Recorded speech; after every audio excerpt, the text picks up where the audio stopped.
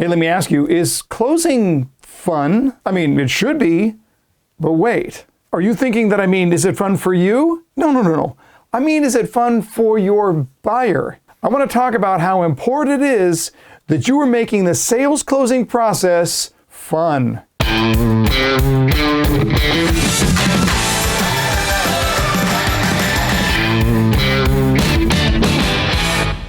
Welcome back, everyone, to another 5-minute sales training where today we'll talk about making sales closing fun. In fact, there's an entire chapter in my new book, Maximize, dedicated to celebrating the sale. You can check it out at jeffshore.com/maximize. Now, look, here's a fact.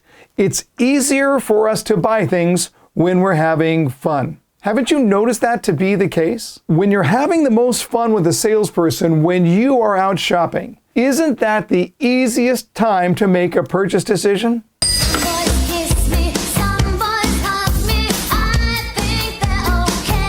In fact, not only is it easy to make a decision when we're having fun, but we're inclined to spend more in those circumstances. I remember a few years ago shopping for a Mother's Day present for my wife. I walked into a little boutique in Charlotte, North Carolina, not having any idea what I was going to get. But I walked up to a young lady who looked really friendly. And I said, "Hey, I'm out shopping for my wife for Mother's Day. I have no idea what I'm doing. Your job is to make me a hero.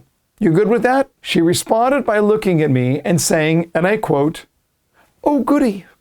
I have to tell you right now, that was the perfect response.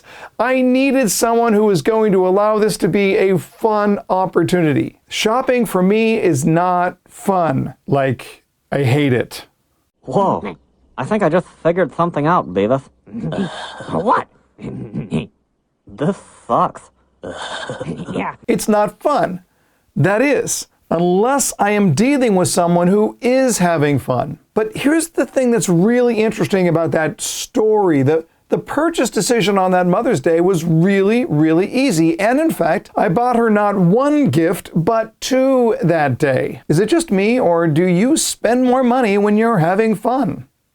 Write down your answer in the comments below, please. Now, as buyers, the more analytical we get, the harder it is to make a decision. Why is that the case? Because as buyers, we make decisions emotionally. We make purchase decisions out of the emotional side of our brain. So if the salesperson that we're working with is all logical and analytical and not allowing us to have fun, it becomes very difficult to make a purchase decision at all. This is boring. I'm bored now. Now, I want to challenge you to ask how you trigger the enjoyment process, even as it relates to asking for the sale. So just stop for a moment and ask yourself the question, is asking for the sale fun? Is asking for the sale enjoyable? Are you having a good time when you do that? Because if you are not having fun, I can guarantee you your customers are having even less fun. Oftentimes we see salespeople diminish in their level of emotional altitude the longer they go into the process. And that's a big mistake. A mistake that falls on the shoulder of the salesperson, by the way. We need to raise the emotional altitude, that positive emotional energy, as we get closer to the close. Think of this emotional crescendo that builds up as you go along. Now, when you think about it, that makes perfect sense. We're getting closer and closer to solving the problem. We are almost there. Almost there. We're getting closer and closer to alleviating the pain that our customers brought to us in the first place. So I want to suggest that you think about how you deliver your closing line right now and give yourself something of an emotional rating along those lines. Now, be careful, because it's actually difficult for us to be honest about our own presentation just by thinking about it. So I've got an action plan here for you. Practice your close out loud into a recorder.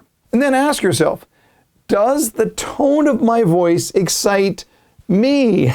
Does my own tone inspire me? Am I having fun? Are we having fun yet?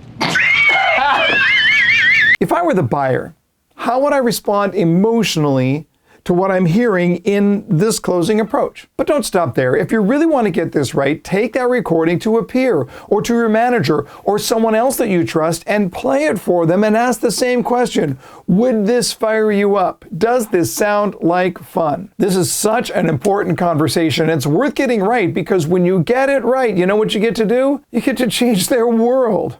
Hey, thanks for watching today's 5-minute sales training. If you're new here, please hit the subscribe button and the like button on this video if you don't mind. Your engagement helps us to get these weekly lessons in front of even more salespeople. So until next time, learn more to earn more.